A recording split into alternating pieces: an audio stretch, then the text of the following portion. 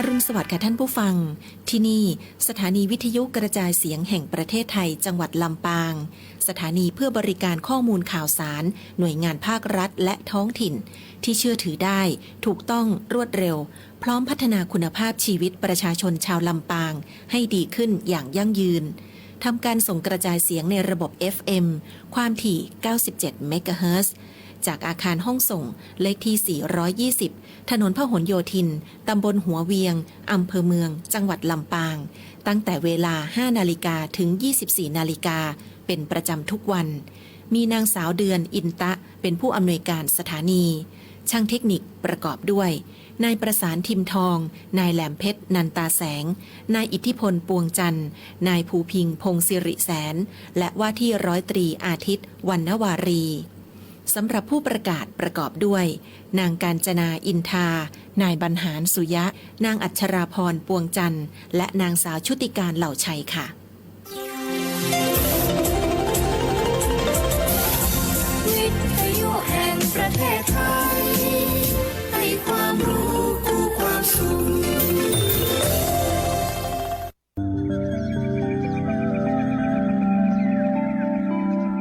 สถานีวิทยุกระจายเสียงแห่งประเทศไทยจังหวัดลำปาง FM 97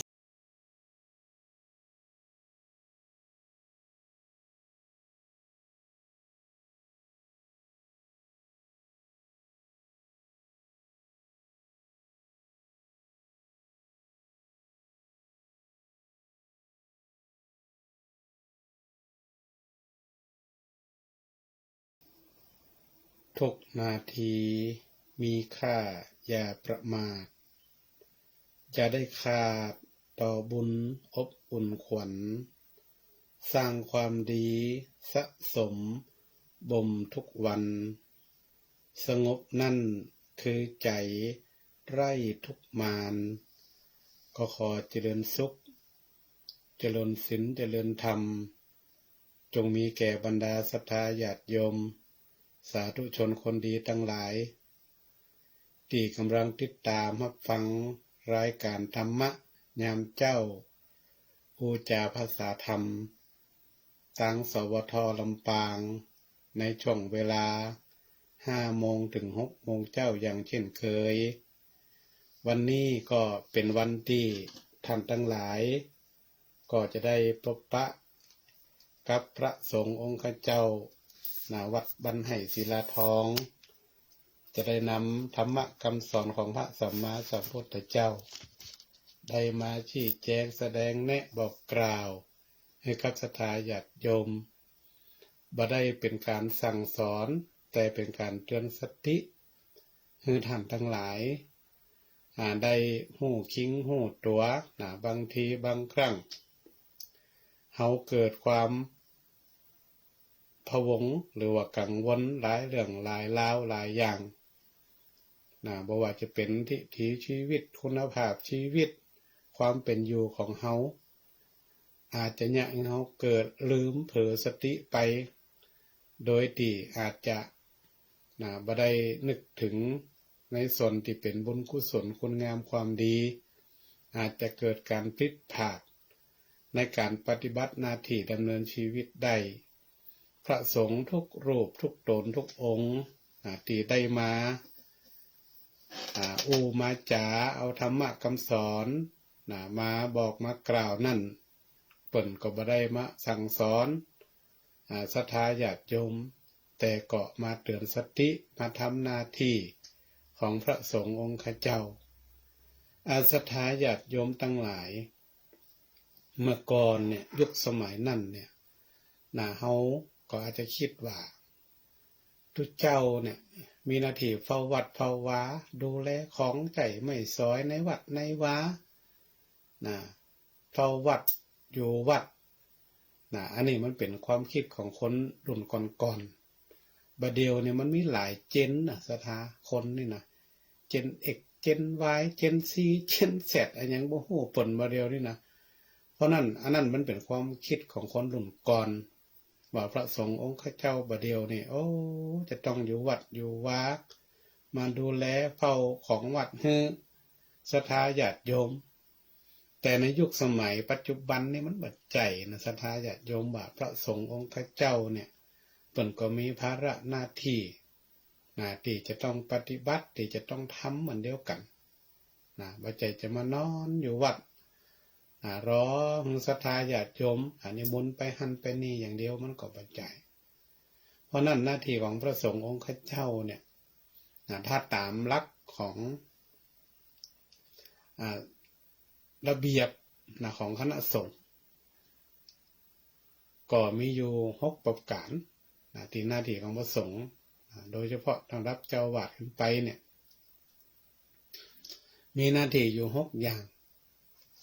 1การปกครองนี่ก็คือการดูแลพระสงฆ์องค์เจ้าอยู่ในเขตปกครองของตนเนี่ยคืออยู่ในความเป็นระเบียบเรียบร้อยอยู่ในศีลในธรรมอยู่ในกฎในเกณฑ์หลายอย่างเนาะมันระเบียบของพระสงฆ์องค์เจ้าเนี่ยมันหนักมันหลายอย่างเพราะว่าจะเป็นพรบสงฆ์ก็ดีกฎหมายระเบียบประกาศคำสั่งต่างๆเนี่ยก็ถือว่าเป็นงานปกครองที่พระสงฆ์องค์เจ้าผู้ปกครองเนี่ยจะต้องมีความรับผิดชอบดูแลความเป็นระเบียบเรียบร้อยไม่ว่าจะเป็นพระสงฆ์องค์เจ้าหรือสามเณรที่อยู่ในการปกครองรวมถึงขโยมชิดวัดนี่ก็ต้องอยู่ในโอวาทของพระสงฆ์ในเขตนั้น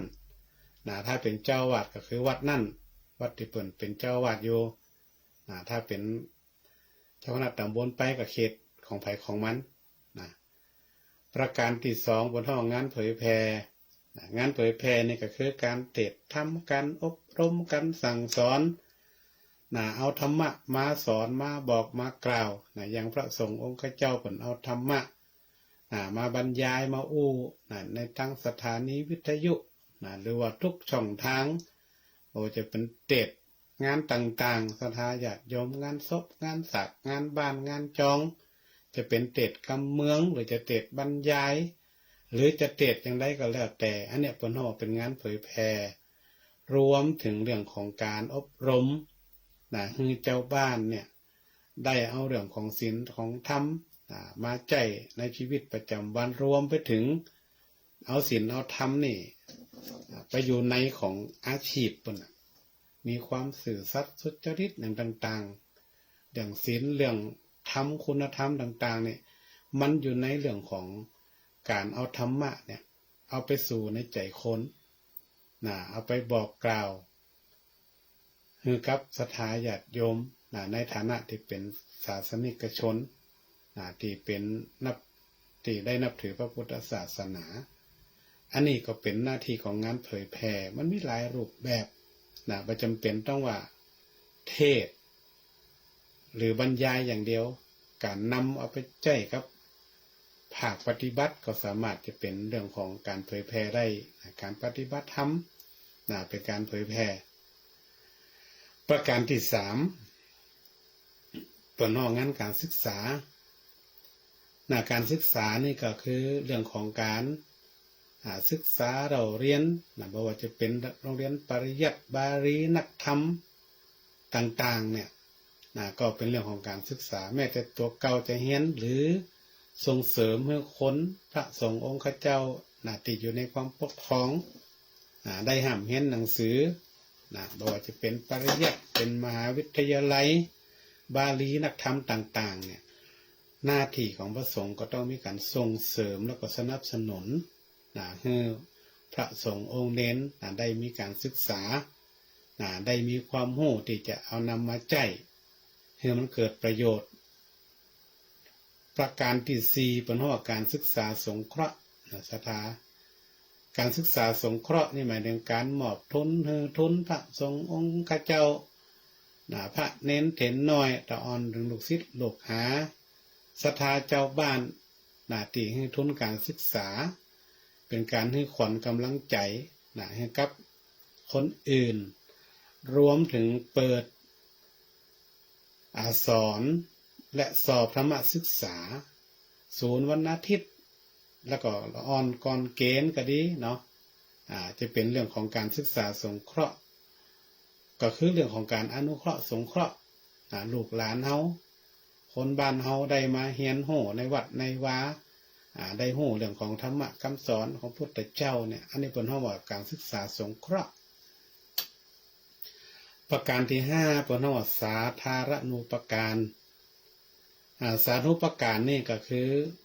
การก่อสร้างห้างแปลงเสนาสนะต่างๆโบสถ์วิหารเจดีย์กุฏิห้องน้ำกำแพงทุกสิ่งทุกอย่างการก่อสร้างทุกอย่างเนี่ยเป็นห้องว่า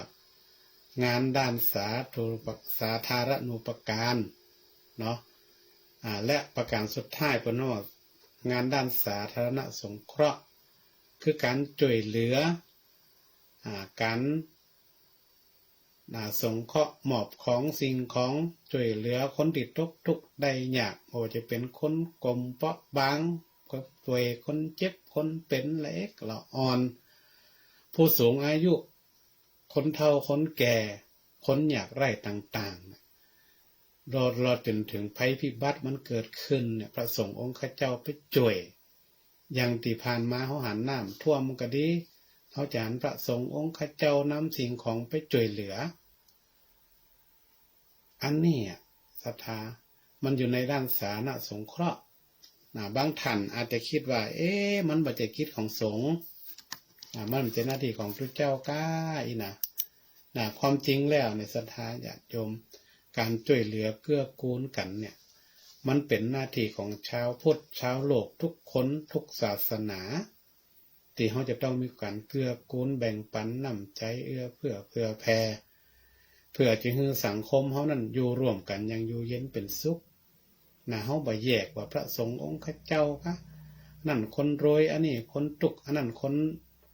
อยากไร่อันนั้นคนกลุ่มเปราะบางเนี่ยถ้ามันมีโอกาสเขาก็แบ่งปันช่วยเหลือกันไปนี่รวมถึงงานของการดูแลเกี่ยวกับสาธารณสุขพระสงฆ์องค์ข้าเจ้าโดยผลมีพระชิรานุปถากก็คือการดูแลพระสงฆ์องค์ข้าเจ้าที่เจ็บป่วยตอนนี้มันก็มีการบูรณาการ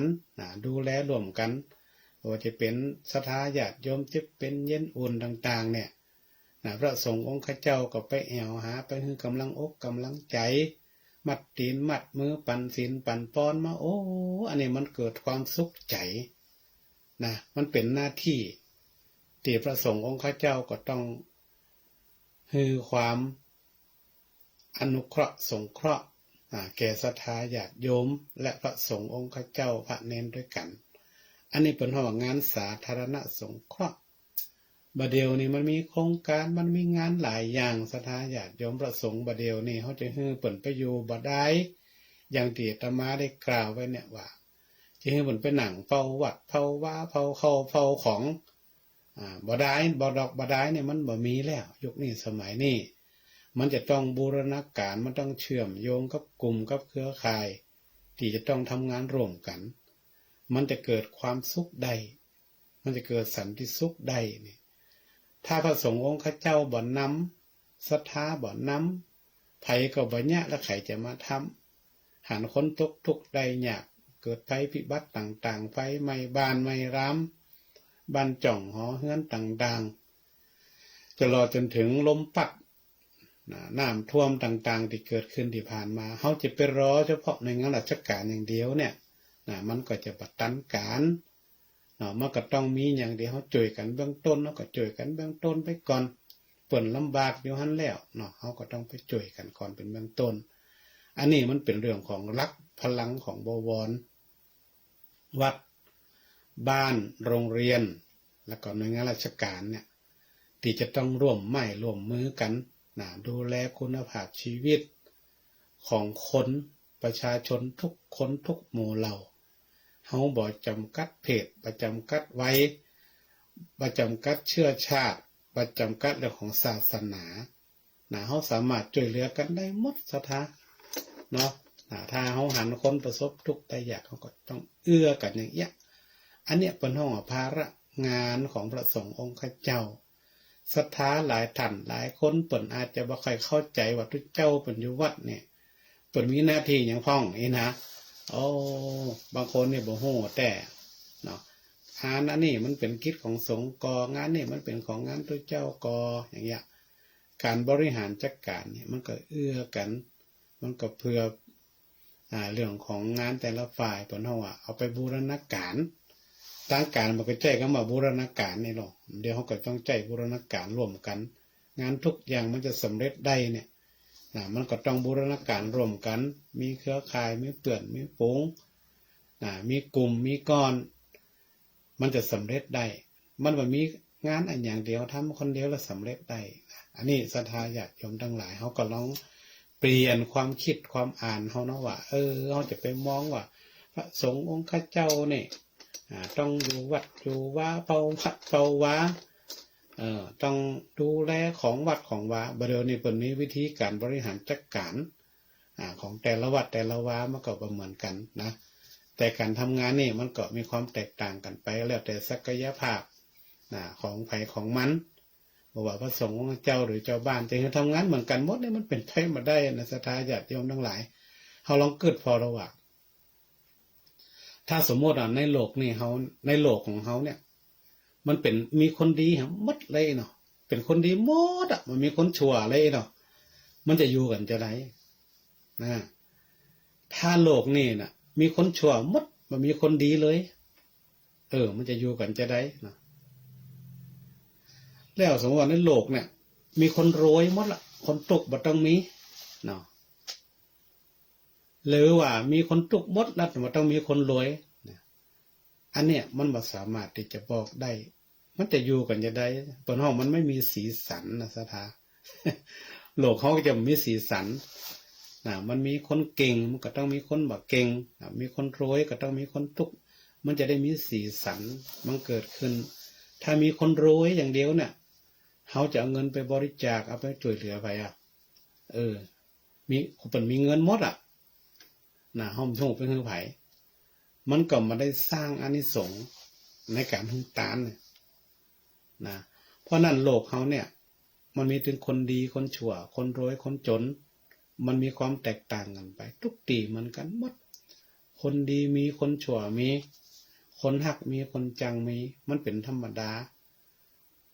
ของโลกมนุษย์เขาเนี่ยมันมีหมดมันเนี่ยคือโลกเขามีสีสัน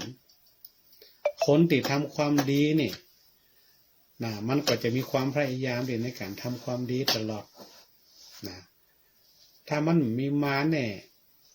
คนชั่วที่มันมาคัดขวางเขาเนี่ยมันก็ปัญหามันมีบารมีมันบักแก่กล้าเนาะพระพุทธเจ้าเนี่ยโอ้ขนาดบำเพ็ญเพียรทางจิตศรัทธาญาติโยมมารมันยังมากวนในจิตในใจมันบนเขาอ่านดูประวัติเนี่ยมันยังมีมารมาคบกวนอยู่แต่พระองค์ก็ยังสำเร็จได้อันนี้ก็เหมือนกันโลกเฮาเนี่ยเฮาบ่ต้องอย่างนักเกิดอย่างนักคนเฮามีคนหักก็ต้องมีคนจังคนโบราณเพิ่นบอกว่าคนหักเต่าผืนหนังคนจังเต่าผืนเสื้อผืนซาดนี่นะก็แสดงว่าถ้ามันมีคนหักเฮามันก็ต้องมีคนที่จังเฮามันจึงมีมันกู้กันมีขาวมีดำมีดีมีชั่วมันเหมือนกันในโลกเขานี่มันเหมือนกับละครโรงละครโลกเขานี่คนเฮาบางคนนี่บางทีว่านี่เป็นพระเอกเนาะ มันผกเป็นผู้ร้ายก็มีมันก็บ่แน่จิตใจของมันเนาะมันอยู่ที่ไหนมันอยู่ที่การกระทำของคนเฮาเนี่ยเขาจะเกิดไปเป็นคนทุกข์เขาจะไปเกิดเป็นคนรวยจะไปเป็นคนดีคนบดีเนี่ยมันอยู่ที่การกระทำของเขาไว้สะสมมาเปิดนอกการสะสมคุณงามความดีบุญกุศลของเขาเท้ามันกินมันต้านมันฮื้อเปิ่นบ่เอาอย่างเดียวเนี่ยจากนี่เขาเป็นคนตุกเขาเกิดมาแห่งจากหนึ่งเขาก็อาจจะเป็นคนรวยได้หรือว่าเต่าเก่านี่มันแล้วแต่บุญกุศลที่เขาสร้างตัวตนห้องว่าคนเขาจะเกิดมาแบบไหนก็แล้วแต่การกระทำของคนเขานี่มันแตกต่างกันสร้างบุญบารมีมันแตกต่างกันแข่งมาได้ ของมันนี้มันแข่งกันมาได้แข่งเรือแข่งพายแข่งได้แต่แข่งบุญวาสนาของคนนี่มันมาได้มันอยู่ที่การสะสมการสร้างมาตั้งแต่ไหนบ่ฮู้ละนะเฮานึกถึงพระพุทธเจ้าเฮานี่ยังปูเป็นโมกิจาด500 จาด100 จาดหรือจะเป็นพันจาดกับหัวที่ในปรากฏเดี๋ยวหันชัดๆนี่ก็คือ500 จาดนะ500 จาดพระพุทธเจ้านี่เป็นสัตตะนะศรัทธาญาติโยมลองไปอ่านประวัติอ่านชาดกพอนี่เป็นนกเป็นจ่างเป็นสัตว์เป็นสิ่งเป็นมดนะแต่ละจาดเนี่ยแล้วก็มาจาด10 จาดสุดท้ายก่อนที่จะมาประสูติเป็นเจ้าชายสิทธัตถะที่จะมาบรรลุธรรมเนี่ย10 จาดสุดท้ายเนี่ยอันนี้ก็บ่ได้เล่าเนาะว่ามีอย่างของนะอันเนี้ยที่ฟังนี่หมายความว่าศรัทธาญาติโยมทั้งหลายว่าคนเฮาทุกคนเนี่ยมันมีความแตกต่างกันจะไปให้โลกเฮานี่เป็นคนดีหมดจะไปใครให้โลกเฮานี่เป็นคนชั่วหมดเชื่อเลยว่ามันไม่ใครอยากเป็นคนดีนะแต่บางทีมันบ่มีโอกาสบางคนนี่อยากจะทำความดีแต่มันมีโอกาสมันมีจังหวะที่จะทำอาจจะด้วยความติภาวะของตัวเก่านี่มันอาจจะมีการบีบคั้นมีอะไรอย่างต่างๆที่เนี่ยเขาบ่สามารถที่จะได้ทำความดีได้แต่การทำความดีนั่นบางคนอาจเข้าใจผิดนะศรัทธาญาติโยมว่าต้องใจเงินต้องใจของไปทำบุญอย่างเดียวมันบ่ใจการทำความดีมันทำได้หลายอย่างบ่จะทำบุญอย่างเดียวการช่วยเหลือการบอกการกล่าวบอกในสิ่งที่ดีบ่จะไปยุยงให้เพิ่นได้ทะเลาะเบาะแว้งกันอันนี้มันใช่นะอันนี้มันจะเป็นการทำความดีละอันนี้แสดงว่าเริ่มไปทำความชั่วต่างบ่ค่อยดีละแนะนำในทางดีแนะนำเพิ่นให้ทำตรงนั้นตรงนี้บอกกล่าวให้เพิ่นมีสติในการที่เพิ่นหลงผิดไปแล้วก็ให้เพิ่นคืนขึ้นมาเนี่ยคืนมาหาในสิ่งที่ดีเนี่ยอันนี้เพิ่นฮ้องก็เป็นการสร้างบุญเหมือนกันสร้างความดีเพิ่นเนี่ยนั่นเนี่ยนี่ก็ไปช่วยเพิ่นคนเล็กคนน้อยบ้านใต้บ้านเหนือมีงานวัดวาอารามในหมู่บ้านในชุมชนมีการมีงานจะไปแห่ก็จะจับพิติศีลนินทาเพิ่นอย่างเดียวเฮาต้องไปช่วยเพิ่นคนเฮานี่มันแปลกอย่างนะศรัทธาญาติโยมมันจะฮือคนอื่นนี่เหมือนตัวเก่าหมดคิดจะอีหมดทั้งวันนี่ย่ำจะอั้นหาย่ำจะอีหาเนี่ยเฮาคิดแทนเปิ้นเปิ้นว่าคนคิดแทนคนอื่นมันไม่ได้มันบ่ได้พระพุทธเจ้าเนี่ยเปิ้นบอกว่าการดูการแก้มันต้องเริ่มที่ตัวเราการดูการแก้การทำมันต้องเริ่มที่ตัวเฮาก่อนคนอื่นมันทำจังมันเฮาทำไปแก้เฮาก็ต้องแก้ที่เฮาก่อนดูก็ดูที่เฮาก่อนนี่อย่างว่าพุทธรูปเนี่ยเปิ้นทอดตาลงต่ำสายพระเนตรสายตาเปิ้นลงต่ำเปิ้นบ่ได้มองไปไกลพุทธเจ้าเนี่ยเปิ้นสอนให้เฮาเริ่มที่ตัวเฮาดูที่ตัวเราทำที่ตัวเฮาเริ่มที่ตัวเฮาหมดเลยถ้าเฮาบ่ทำเป็นตัวอย่างแล้วเนี่ยมันก็เป็นไปบ่ได้เหมือนกับพ่อแม่ครูบาอาจารย์ที่เป็นแบบเป็นพิมพ์ให้เนี่ยลูกเนี่ยให้ลูกศิษย์ลูกหาเนี่ยถ้าพ่อแม่บ่เป็นตัวอย่างที่ดีครูบาอาจารย์เป็นตัวอย่างที่ดีถามว่าลูกศิษย์ลูกหาเฮาเนี่ยมันก็มีสิทธิ์ที่จะเซได้นะเพราะนั้นการเป็นแบบอย่างเนี่ยมันเป็นสิ่งที่จำเป็นพ่อแม่เฮาบ่เคยเข้าวัดเลยแล้วจะไปบอกให้ลูกเข้าวัดเฮาบ่เคยทำบุญแล้วจะไปบอกให้ลูกทำบุญเนี่ยมันก็ลำบากนะเพราะนั้นเฮาต้องทำเป็นตัวอย่างถ้ามาไปหันใน TikTok หลายๆอันเนี่ยเพิ่นก็ได้หันว่าพ่อแม่เนี่ยบางครั้งเป็นแบบอย่างสมมุติพ่อแม่ชอบทำบุญต่างๆลูกหันเป็นตัวอย่างลูกก็จะให้ตัวเฮาน่ะอันนี้เป็นตัวอย่างนะศรัทธาญาติโยมว่า การที่เขาจะทำมาอย่างก็แล้วแต่นะการเป็นแบบเป็นอย่างนี่จะดีที่สุดดีกว่าคำสอนมันเป็นความดีที่มันบ่ต้องไปบอกหมายถึงว่ามันดูตามที่เขาได้ปฏิบัติได้ทำเป็นแบบอย่างให้กับคนอื่นเนี่ยมันก็สามารถที่จะเอาไปเลียนแบบได้อันเปิ่นจะไปส่งเสริมเรื่องของคุณธรรมความดีคือเขารู้จักการทำความดีเนี่ยบ่ใช่ว่าคนเขาบ่ทำความดีทำแต่เขาอาจจะลืมหรือว่าพลั้งเผลอไปได้เปิ่นก็อาจจะมาเตือนสติเขาว่าอย่าไปลืมนะเรื่องของความดีความพอเพียงการมีวินัยการมีความซื่อสัตย์สุจริตแม้แต่การเสียสละต่างๆก็คือจิตอาสาแล้วก็ความกตัญญูมันเริ่มห่างหายไปนะช่วงเนี้ยปกติกำลังมาเตือนเขาว่าสิ่งเหล่านี้เนี่ยมันเริ่มหายไปจากสังคมไทยเขาเตือนสติเขาว่ามันก็เป็นไปได้เหมือนละถึงวันเนี่ยความกตัญญูนี่มันหายไปกตัญญู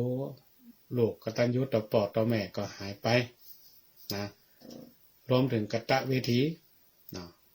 ฮู้จักบุญคุณแล้วก็ต้องตอบแทนตัวเองบัดเดียวเนี่ยลูกหลานเนี่ยแบบจะบ่ไหวป่อไหวแม่ในศรัทธาญาติโยมฆ่าป่อฆ่าแม่ตีป่อตีแม่มีสปะสปันไปในสังคมปัจจุบันอันนี้เปิ่นก็เลยหลายหน่วยงานเนี่ยเปิ่นก็เลยหาวิธีที่ว่าจะมาเตือนสติเฮาว่าสิ่งเหล่านี้มันเริ่มหายไปแล้วมันเริ่มหายไปเฮาต้องมาตั้งสติมาช่วยกันคิดมาช่วยกันพิจารณาว่าสังคมไทยเฮามันเปลี่ยนแต่อันอย่างที่มันบ่อยากให้มันเปลี่ยนเฮาก็ต้องรักษาไว้โลกมันจะเปลี่ยนแปลงไปจะได้ก็แล้วแต่วิถีวัฒนธรรมสังคมไทยเฮาเนี่ยบางอย่างมันก็ต้องอยู่ต้องกู่กับคนไทยอยู่วันนี้อาตมาเองก็จะได้มามาจ๋าเกี่ยวกับเรื่องของเทศกาลงานประเพณีคำว่างานประเพณีเนี่ยประเดี๋ยวเนี่ยก็คือสิ่งที่บรรพบุรุษเขาทำไว้มาแล้วและเขาก็ปฏิบัติตามกันมาเนี่ยตัวเขาว่าประเพณีแต่ก็เป็นสิ่งที่ดีนะถึงวันนี้เขาจะสังเกตว่าวัดวาอารามต่างๆก็จะมีงานประเพณีสงน้ำพระธาตุผ่องสงน้ำพระเจ้าผ่องนี่วันนี้ก็เลยจะได้ยิบยกในเรื่องของประเพณีได้มามาจ่าให้กับศรัทธาญาติโยมทั้งหลายว่าประเพณีเหล่านี้เนี่ยมันก็เป็นสิ่งที่เขาจะต้องช่วยกันรักษาช่วยกันดำรงไว้บ่ให้มันสูญหายไปโดยเฉพาะประเพณีที่มันสร้างความสมัครสมานสามัคคีสร้างบุญกุศลคุณงามความดีให้กับชาวพุทธของเขาทุกท่านทุกคนเนี่ยถ้าถึงงานประเพณีแล้วเนี่ยถึงแม้ว่ามันจะเริ่มจางเริ่มหายไปมันก็ยังมีรักษาไว้บางอย่างโดยเฉพาะงานประเพณีที่มีนักที่สุดก็คงจะเป็นเรื่องของสงน้ำพระธาตุเจดีย์ที่เฮาไทยทำกันมาตั้งแต่แต่เกินถามว่าเนี่ยหยังมันจะต้องมีเจดีย์ต้องมีพระธาตุมันมีมาในสมัยไหนวันนี้เนี่ยก็จะได้กล่าวเรื่องของพุทธเจดีย์4อย่างที่มันมีความเกี่ยวข้องกับเรื่องของประเพณีวัฒนธรรมสร้างความหักความหวงแหนที่ชาวพุทธเฮาเนี่ยก็จะต้องช่วยกันรักษาพุทธเจดีย์เนี่ยเพิ่นได้กล่าวไว้ในพุทธกาลแล้วที่มันมีความเกี่ยวข้องกับพระพุทธเจ้าหรือพระพุทธองค์ของเฮาเนี่ยพุทธเจดีย์แบ่งออกเป็น4อย่าง 1. พระธาตุเจดีย์พระธาตุเจดีย์ก็หมายถึงพระบรมธาตุหรือพระบรมสารีริกธาตุ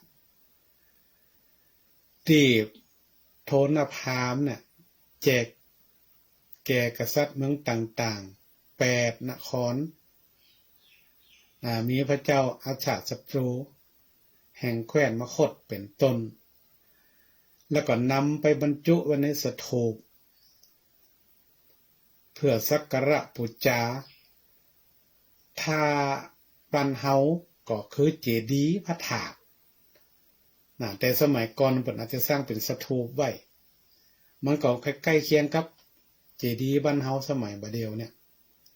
เจดีย์พระธาตุที่เขาทำประเพณีกันเนี่ยต่างๆอันนี้เพิ่นจะไว้บรรจุพระบรมสารีริกธาตุของพุทธเจ้าหรือพระบรมธาตุหรืออรหันตธาตุของสาวกของพุทธเจ้าหรือแม้แต่ว่าเป็นส่วนหนึ่งที่เกี่ยวกับพุทธเจ้าเนี่ยเอาไปบรรจุไว้ในพระธาตุเจดีย์ที่เขาได้อู้กันติดปากติดคอเนี่ยว่าพระธาตุเจดีย์ก็เป็นสถานที่บรรจุพระบรมสารีริกธาตุเกี่ยวกับพระพุทธเจ้าบางทีก็อาจจะเป็นพระอรหันตธาตุหรือว่าพระเป็นพระบรมธาตุประการที่2บนห้องบริโภคเจดีย์บริโภคเจดีย์เนี่ยหมายถึงเป็นสถานที่บรรจุของใจไม่สอยของพระพุทธเจ้า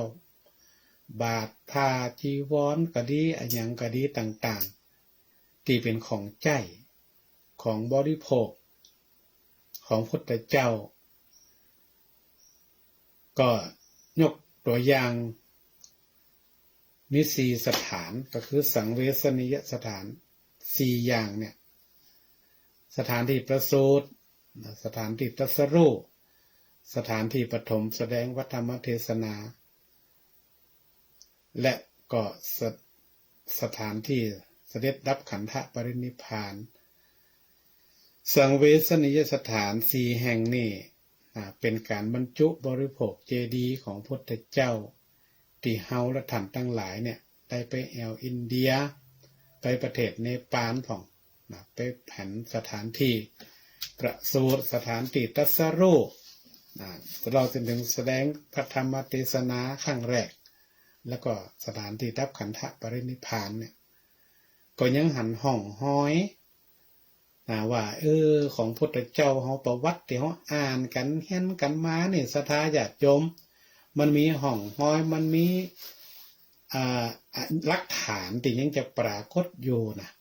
มันจะเรื่องที่เฮาจะต้องแต่งขึ้นมาเองถ้าศรัทธาญาติโยมท่านใดเคยไปประเทศอินเดียไปประเทศเนปาลเนี่ยเฮาก็จะได้หันสถานที่4 แห่งเนี่ยเป็นอนุสรณ์เป็นสิ่งที่เฮาน้อมรำลึกนึกถึงพระสัมมาสัมพุทธเจ้าแล้วก็เป็นสถานที่บรรจุบริโภคเจดีย์ประการที่3เปิดห้องว่าพระธรรมเจดีย์พระธรรมเจดีย์เนี่ยมันเป็นสถานที่บรรจุพระธรรมคำสอนของพระพุทธเจ้าไม่ว่าจะเป็นคัมภีร์ที่เป็นจารึกไว้ก็ดีเป็นแผ่นศิลาหรือว่าจะเป็นเรื่องของธรรมะคำสอนคัมภีร์ต่างๆที่เกี่ยวกับธรรมะคำสอนของพระพุทธเจ้าเนี่ยเพิ่นก็เอาบรรจุไว้กับที่นี่ซึ่งก็เป็นพระธรรมที่เฮาและท่านทั้งหลายได้นำมาเป็นแนวทางประพฤติปฏิบัติประสงค์เจ้าก็นำมาเผยแผ่อยู่ทุกวันนี้ประการที่4เปิดห้องว่าอุเทศิกเจดีย์อุเทศิกเจดีย์นี่มันเป็นสิ่งปลูกสร้างหรือสิ่งที่มันเกี่ยวข้องกับพระพุทธเจ้าที่เขาสร้างขึ้นมาก็ดีเป็นต้นว่าพระพุทธรูป ปางต่างๆที่ประดิษฐานไว้ในอุโบสถในศาลาในที่ต่างๆเนี่ยที่ท่านมีความศรัทธาแรงกล้าเจตนาสร้างขึ้นมาเพื่อน้อมรำลึกถึงพุทธเจ้าเหมือนกับที่เขาว่าเป็นตัวแทนของพุทธเจ้าที่ให้เขาได้มากราบมาไหว้สักการะบูชาพระพุทธรูปเนี่ยมีปางหลายๆอย่างคำว่าปางเนี่ยหมายถึงว่าเป็นช่วงเวลาที่พระองค์ได้แสดงได้กระทำกิริยาอาการต่างๆเนาะเดินก็เป็นอาจจะเป็นปางลีลาเนาะรวมถึงปางมารวิชัยปางปฐมเทศนาปางต่างๆเนี่ยเนาะก็เป็นอิริยาบถที่พระพุทธเจ้าเพิ่นได้มีในสมัยที่พระพุทธเจ้านั้นยังมีพระชนชีพอยู่แล้วก็เอาก็มานึกเอาว่าปางนั่นน่าจะมีปางนี่จะมีที่มีความสำคัญโดยเฉพาะปางนั่งสมาธิปางมารวิชัยปางปฐมเทศนาหรือว่าปางปรินิพพานปางไสยญาติที่เขาหันกันนักๆนี่นะศรัทธาญาติโยมมันเป็นปางที่สำคัญที่มีความเกี่ยวข้องกับพุทธเจ้าเราเป็นเหตุการณ์ที่มีความสำคัญในพระพุทธศาสนานอกจากนั้นก็ยังมีการสร้างร้อยพระพุทธบาทเขาจะหันหลายวัดมีร้อยพุทธบาทบางทีอาจจะถามว่าเปิ่นเคยเสด็จมานี่ก็นะคำว่าร้อยพระพุทธบาทเนี่ยมันประจำเป็นที่เป็นต้องเสด็จมาแต่สร้างขึ้นมาเพื่อให้เขาได้ระลึกนึกถึงพระองค์แล้วก็เป็นที่สักการะบูชาเนาะคนที่จะสร้างได้นี่ก็จะต้องมีความเลื่อมใสศรัทธาเพิ่นถึงบอกว่าการสร้างที่คนนิยมกันเนี่ยเจดีย์แล้วก็พระพุทธรูปรวมถึงร้อยพระบาทอันเนี้ยเป็นสิ่งที่มันมีความสำคัญที่บ่งบอกถึงคือเฮาและชาวพุทธทั้งหลายเนี่ยได้รอบระลึกนึกถึงพระพุทธเจ้ามันก็เป็นตัวแทนอย่างเจดีย์ต่างๆเนี่ยก็ถือว่าเป็นสถานที่บรรจุสิ่งที่สำคัญที่ได้กล่าวมานอกจากนั้นก็ยังมีต้นไม้ที่เป็นสัญลักษณ์ถามว่าศรัทธาญาติโยมเนี่ยปีใหม่เขาเอาไม้ไปกั้มต้นสีต้นโพเพราะอย่างถึงเอาไปกั้มในความหมายก็คือว่าต้นโพเนี่ยก็ถือว่าเป็นอุเทศิเจดีย์อย่างหนึ่งเป็นสัญลักษณ์ที่เกี่ยวข้องกับพระพุทธเจ้าที่พระองค์นั้นได้ประสูติตรัสรู้ที่มีความเกี่ยวข้องกับพระพุทธเจ้ารวมถึงเหตุการณ์ต่างๆต้นสีต้นโพนี่ถือว่ามีความสำคัญนะศรัทธามีความเป็นมาที่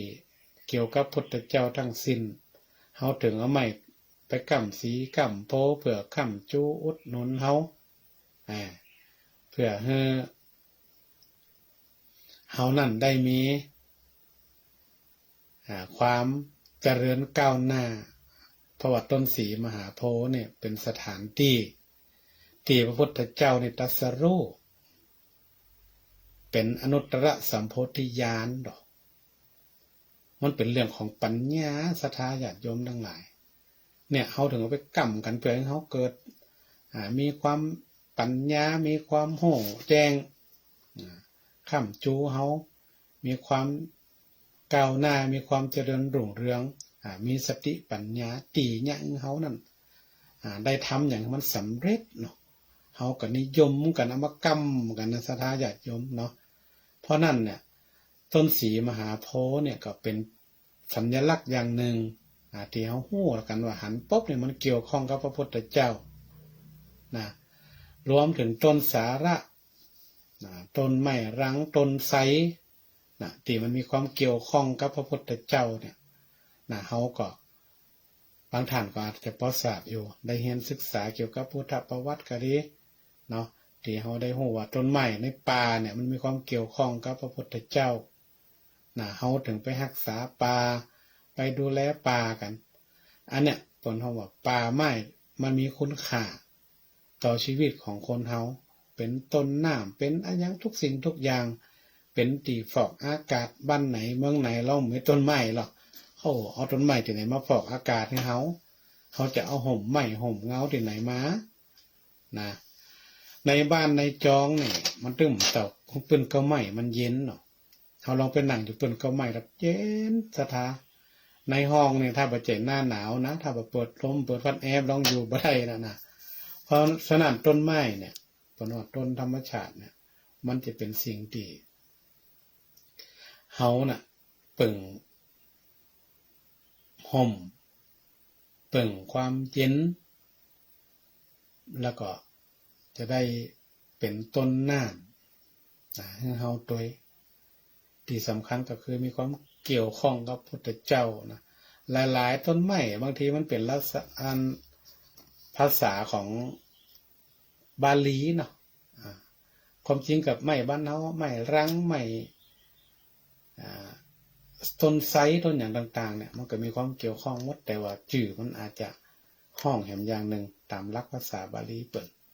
อันเนี้ยศรัทธาญาติโยมทั้งหลายงานประเพณีที่เฮาเนี่ยกันมาทั้งวันเนี่ยมันก็มีความเกี่ยวกับเจดีย์เกี่ยวกับพระพุทธรูปประเพณีต่างๆเนี่ยอย่างบางทีบางวัดเปิ่นมีสวดเบิกสวดมนต์ตันเบิกเนตรพระเจ้าพ่องอย่างพ่องเนี่ยมันก็แล้วแต่ประเพณีของแต่ละที่เนาะเพราะว่าเจดีย์เนี่ยมีความสำคัญเป็นที่สักการะบูชา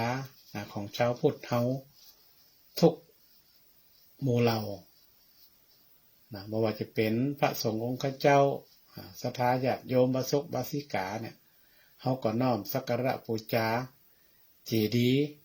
ถึง4ประเภทที่ได้กล่าวมาเนี่ยเนาะพระธาตุเจดีย์บริโภคเจดีย์พระธรรมเจดีย์แล้วก็อุเทศิกเจดีย์ซึ่งเป็นตัวแทนที่เฮาได้ไหว้ได้สาได้สักการะบูชามาถึงในปัจจุบันนี้ดังนั้นศรัทธาญาติโยมทั้งหลายงานประเพณีช่วงนี้ก็ยังมียาวไปถึงเดือนเก้าบุญเดือนเก้าตอนนี้กำลังมีหลายวัดหลายว่าประเพณีส่วนใหญ่ก็จะเป็นสงน้ำพ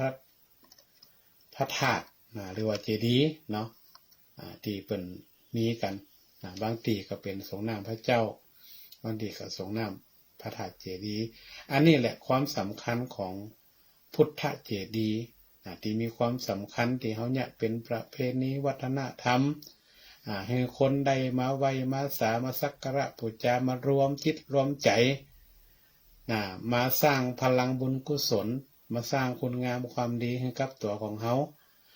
บางวัดนี่ก็คนนักคนหลายบางวัดก็ศรัทธาเป็นวัดเก่าวัดแก่เนี่ยคนก็นักก็หลายเพื่อที่เขาจะได้มาจันโรงพระพุทธศาสนาของเขาด้วยดังนั้นศรัทธาญาติโยมทุกท่านทุกคนที่เขาในฐานะที่เป็นชาวพุทธเขาก็ต้องช่วยกันรักษาประเพณีบางอย่างอย่างที่กล่าวมาแล้วว่าบางทีมันอาจจะมีการเปลี่ยนแปลงไปตามยุคตามสมัยเปลี่ยนแปลงไปตามกาลเวลาแต่เขาก็ต้องรักษาไว้บางอย่างละอ่อนรุ่นใหม่ถ้าเขาบ่เข้าใจเขาบ่ฮู้เขาก็ต้องแนะนำเขา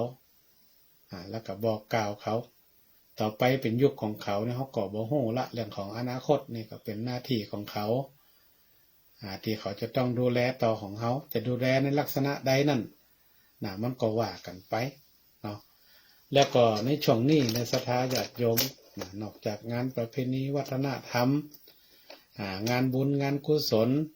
กินตันแล้วเนี่ย นะเขาจะไปผังเบือผังบนนะมีซองขาวมาบอกมากล่าวเขาก็ทำบุญไปตามกำลังของเขานะทำหนักทำน้อยก็ตามเจตนาตามกำลังของเขามีหนักก็ทำหนักมีน้อยก็ทำน้อยบ่มีก็บ่เป็นหยังเปิดก็บ่ได้บังคับกฎเกณฑ์ว่าจะต้องทำทุกคนทุกครัวเรือนเปิดก็บ่ได้บังคับกฎเกณฑ์กันเรื่องการทำบุญเนี่ยมันอยู่ที่จิตที่ใจที่เจตนาเขา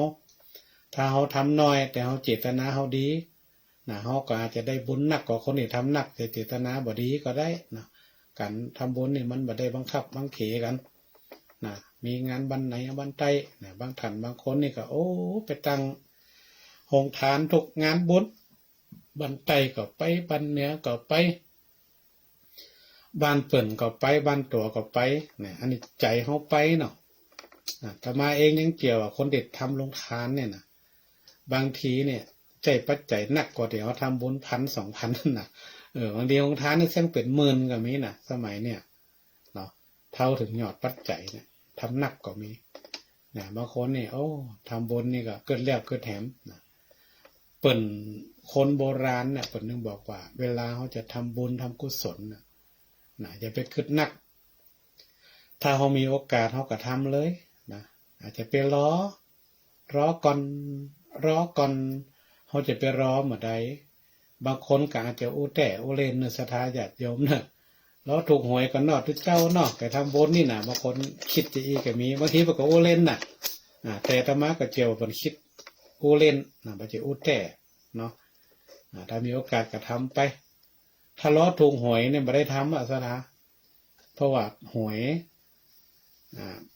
มันบัญญัติเฮารวยน่ะไม่ได้ทำเฮารวย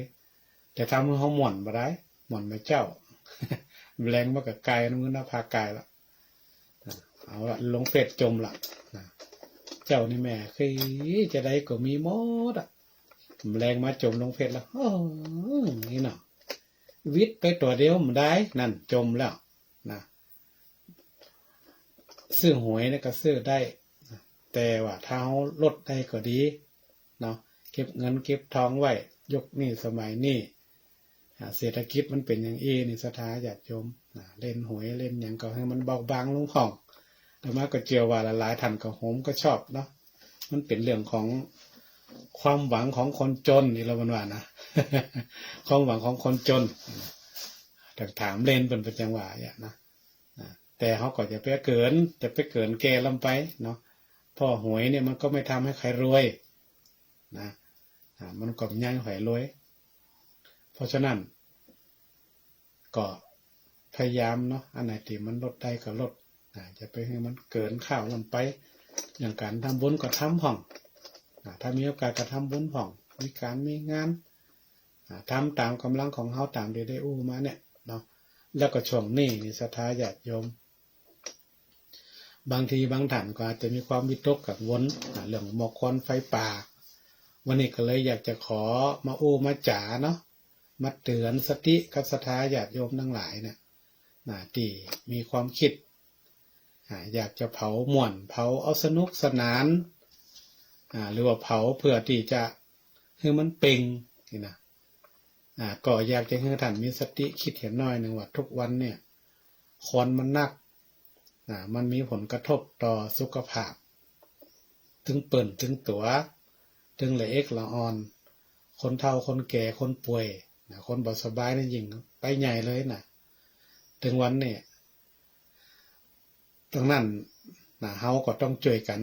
ดูแลเนาะตีไผตีมันดูแลบ้านไผบ้านมันชุมชนไผชุมชนมันช่วยกันเป็นหูเป็นตาให้กับ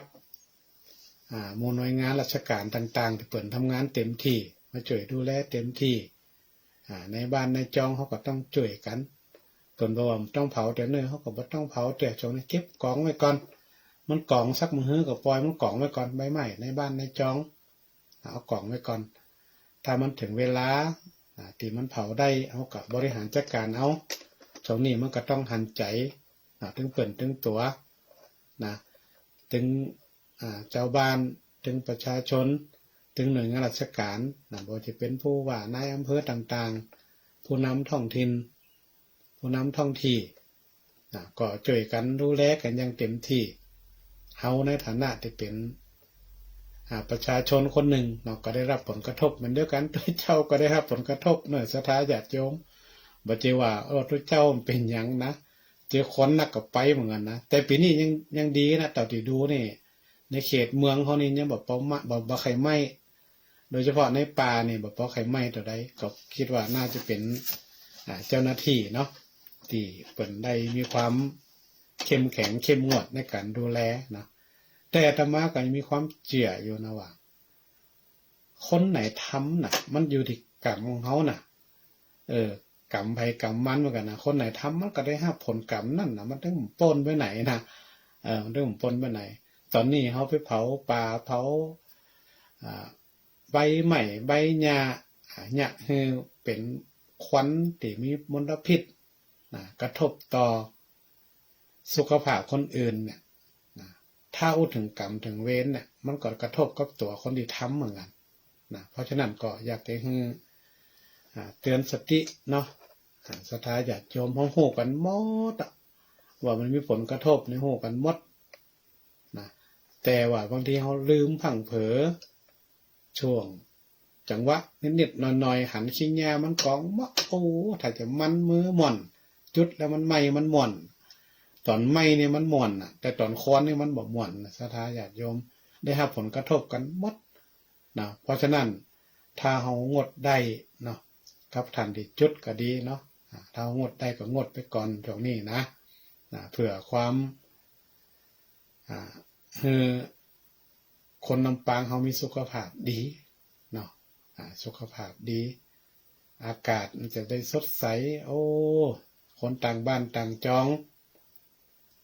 นักท่องเที่ยวเปิดมาก็โอ้ลำปางดีควันมันมีน้อยวันนี้ค่า PM มันต่ำเปิดก็จะมาแอวมาซื้อของมาพักมาท่องเที่ยวบ้านเฮาแต่ว่าถ้าค่า PM สูงควันนักเนี่ยไปกับใครมาละมันก็กระทบกับเรื่องของสังคมเศรษฐกิจไปหมดเพราะนั้นก็อยากจะให้กำลังใจเนาะกับหน่วยงานราชการตลอดจนถึงภายท้องถิ่นที่ได้ช่วยกันดูแลจนคิดว่าเต็มความสามารถละทุกอย่างเขาช่วยกันหมดจนเนี่ยบ้านเมืองเฮานี่ก็มีสุขภาพดีขึ้นสุขภาพดีขึ้นคนป่วยก็น้อยลงถ้าเฮาฮักกันเฮามีจิตสำนึกเนาะในการที่เฮาฮักกันอยู่ร่วมกันเฮาก็พยายามที่ลดในการเผาเนาะอันไหนที่มันคิดว่ามันรกมันหยังเฮาก็เอาไว้ก่อนเพราะว่าคนเนี่ยส่วนมากมันย่ามมือเปิ้นเฮามันย่ามมือคนบอกเก่าเปิ้นย่ามมือหันไหนก็จะเผาอย่างเงี้ยมันม่วนตอนมันไหม้แต่ควันมันบ่ม่วนกระทบหมดแต่มาเองก็ได้รับผลกระทบพอสมควรอยู่เนาะเป็นหวัดเป็นไอก็บ่หายดีตำเดียวเนี่ยมันส่งผลมาหมดถึงพระสงฆ์องค์เจ้าบ้านศรัทธาญาติโยมทั้งหลายก็ได้รับผลกระทบหมดเนี่ยอาตมาก็ยังเชื่อว่าคนที่กระทำเนี่ยเนาะที่เผาเนี่ยถ้าเพิ่นยังบ่มีจิตสำนึกเพิ่นยังบ่ได้นึกถึงโทษของการเผาเนี่ยก็การกระทำเหล่านั้นเนี่ยมันก็จะสะท้อนหาตัวเก่าเพราะฉะนั้นเขาก็ต้องอยู่ร่วมกันสังคมมันอยู่ร่วมกันหลายคนหลายโมหลายมากตั้งจิตตั้งใจ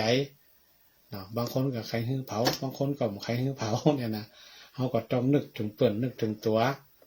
นึกถึงคนป่วยคนเจ็บละเอ็กละออนลูกหลานเฮาน้อยๆนี่มันสิฮู้เรื่องหยังนี่น้อยเดียวน่ะ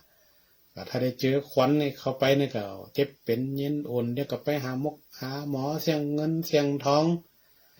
พ่อแม่ก็ต้องเสียเงินเสียทองไปแหมเสียเวลาการเสียเวลางานอันนี้ก็อยากจะขอให้ทั้งหมู่ทั้งเจ้าหน้าที่ที่เกี่ยวข้องเขาก็คงจะได้ช่วยกันดูแลต่อไปพระสงฆ์องค์ข้าเจ้าก็ตามบทบาทหน้าที่ที่พอจะช่วยได้ช่วยประกาศประชาสัมพันธ์ได้เท่าที่ทำได้ก็ จะได้ช่วยกันต่อไปเพราะว่าเรื่องของหมอกควันไฟป่าเนี่ยมันก็ถือว่าเป็นปัญหาใหญ่บ่ใจแค่ลำปางมันเป็นระดับประเทศนะที่ร่วมกันแก้ปัญหามาเนี่ยหลายปีละเนาะแต่มันก็ยังบ่สำเร็จสักเทื่อแต่อย่างน้อยก็ขอให้มันลดลงก็ยังดีไม่มีผลกระทบน้อยที่สุดนะแล้วก็คนป่วยคนหยังก็คือมันลดลงเนาะถึงวันนี้เป็นที่เอ็นดูละอ่อนนะกับผู้สูงอายุกับคนป่วยติดเตียงนี่เป็นที่เอ็นดูเปิ่นนะว่าโอ้มาเจอควันอยู่ไหนก็บ่ได้ไปหันไปนี่ก็ยากลำบากในสถานอยากโยมทั้งหลายเฮาก็หันใจกันเนาะนะแต่พระอาจารย์ก็ขออนุโมทนานะกับศรัทธาญาติโยมที่ช่วยกันเป็นหูเป็นตาในการดูแลเนาะเรื่องของการที่บ่ฮือคนได้เผาขยะบ่ได้เผาป่าเผาตีไร่ตีนาตีสวนเนี่ยเฮาก็น่าอนุโมทนาที่เปิดให้ความร่วมไม้ร่วมมืออย่างดีเนาะคนไหนที่ให้ความร่วมไม้ร่วมมืออย่างดีก็ขอท่านสุขภาพดีกันแล้วกันเนาะส่วนที่สำคัญที่สุดก็คือเรื่องของพุทธศาสนาของเฮานี่เฮาก็ต้องช่วยกันเนาะโดยเฉพาะธรรมะของพระพุทธเจ้าเนี่ยเฮาจะละจะลืมบ่ได้นะพระสงฆ์องค์เจ้าเป็นตัวแทนนี่ก็ยังแคว้นแต่เรื่องธรรมะคำสอนนี่พระองค์ก็เอาเป็นตัวแทนพระองค์อยู่แล้วที่จะให้ชาวพุทธเฮาได้นำมาประพฤติปฏิบัติเพื่อสร้างเป็นพลังบุญอันยิ่งใหญ่ในการที่จะให้ชาวพุทธเฮาทั่วโลกเกิดความสันติสุขเกิดความฮักเหมือนปี่เหมือนน้องก็คือเอาธรรมะนี่แหละมาฉลมจิตฉลมใจเอามาฉลมกายให้มันเข้าไปถึงจิตถึงใจของคนได้มีความจิตสำนึกในการที่เขาจะเอาธรรมะมาคัดเกลาทุกคนถ้ามีศีลเสมอกันเนี่ยมันอยู่ด้วยกันได้หมดเปิ่นมีศีลเฮามีศีลเฮาอยู่ด้วยกันได้ถึงแม้ว่ามันอาจจะได้บ่เท่ากันแต่ต่างคนต่างมีศีลเนี่ยมันก็อยู่ในสังคมได้ก็เหมือนกับที่เฮาได้เอาเรื่องของธรรมะต่างๆเนี่ยมาอยู่ในจิตในใจของเฮาเนี่ยโดยเฉพาะเรื่องศีลเรื่องธรรมเป็นธรรมะเบื้องต้นเป็นธรรมะที่เจ้าพูดของเฮาทุกคนเนี่ยถ้าต่างคนต่างมีก็ถือว่าเฮาอยู่ได้ร่วมกันอย่างมีความสุขได้เกิดสันติสุขเกิดความสุขได้โดยที่บ่ต้องไปเดือดร้อนรบราฆ่าฟันกันมันก็อยู่ที่ศีลอยู่ที่ข้อปฏิบัติของแต่ละศาสนาถ้าเฮานำประพฤติปฏิบัติเฮานำมาแล้วเฮาสามารถที่จะเอามาประพฤติปฏิบัติได้แล้วก็นำไปเผยแผ่นำไปบอกไปกล่าวได้เนี่ยอันนี้เฮาก็จะได้อานิสงส์หนักขึ้นแห่งถ้าทุกคนอยู่ในศีลอยู่ในธรรมอยู่ในเรื่องของคุณธรรมจริยธรรมอย่างที่เฮาต้องการกันเนี่ยสิ่งเหล่านี้เนี่ยมันก็จะเนี่ยคือโลกของเฮาเนี่ยน่าอยู่หมู่บ้านเฮาก็น่าอยู่ด้วยกันมันปี่มันน้องอยู่ด้วยความฮักมีน้ำใจต่อกันเนี่ยมันเป็นสังคมที่สร้างสรรค์น่าอยู่แล้วก็น่าที่จะรักษาสิ่งดีๆเหล่านี้ไว้นะโอ้โลกเฮาเนี่ยมาอยู่ในหม่อนอยู่ในก็ยิ้มหากันได้หมดราชอีนี่นะแต่ถ้าอยู่ด้วยกันแบบตรงกันข้ามเนี่ยก็ยากเดี๋ยวมันจะอยู่ด้วยกันได้นะเพราะฉะนั้นโดยสรุปที่ได้กล่าวมาทั้งหมดในศรัทธาญาติโยมถ้าเฮาอยากจะมีความสุขอยากจะอยู่กันแบบปรองดองสมานฉันท์มันปี่มันน้องเนี่ยมันก็เริ่มจากการจากการที่เฮามีศีลที่เฮาจะอยู่ร่วมกันได้แล้วก็สังคมเฮาก็น่าอยู่ขึ้นหม่อนขึ้นมีความสุขขึ้นก็ขออนุโมทนากับศรัทธาญาติโยมทุกท่านที่ได้ติดตามรายการธรรมะยามเช้าวันนี้ก็ขอบุญกุศลคุณงามความดีจงสะท้อนย้อนร้อยถอยหลังกับทุกท่านให้อยู่ดีมีสุขภาพกายใจแข็งแรง มีความเจริญในหน้าที่การงานทุกท่านทุกคนด้วยเถิด ติดตามรับฟังรายการธรรมะยามเช้าได้ใหม่ในวันและเวลาเดียวกันนี้ทางสถานีวิทยุกระจายเสียงแห่งประเทศไทยจังหวัดลำปาง FM 97 MHz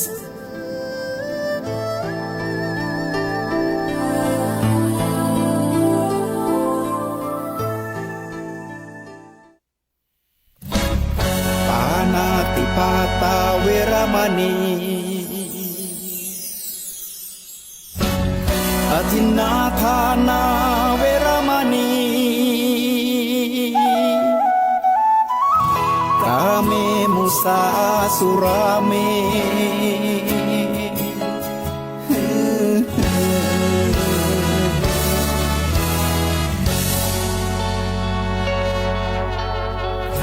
ศีลคือข้อห้ามธรรมคือข้อให้พุทธองค์ตรัสไว้ชี้ทางใจให้ภาคเพียรเบญจศีลเบญจธรรมท่องจำสมัยเราเป็นนักเรียนธรรมะไม่เคยแปลเปลี่ยนแต่เรายังจำได้มาทวงคำมันหมู่บ้านศีลห้าคือเป็นพันธะชาวพุทธทุกคนทั่วไทยสำนักพุทธขับเคลื่อนธรรมจุดเทียนสว่างที่กลางหัวใจสังคมจะร่มเย็นได้ศีลธรรมในใจต้องมีเบญจศีลว่ายังไงไหนลองท่องมาข้อหนึ่งห้ามฆ่าสัตว์ข้อสองห้ามลักทรัพย์ข้อสามห้ามประพฤติผิดในกามข้อสี่ห้ามพูดเท็จข้อห้าห้ามดื่มสุราแล้วเบญจะทำทั้งห้าว่าอย่างไรไหนบอกชัดๆอีกทีข้อหนึ่งเมตตากรุณาข้อสอง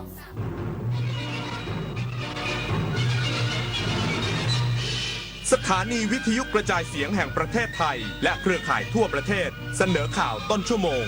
รู้เร็วรู้จริงเกาะติดทุกสถานการณ์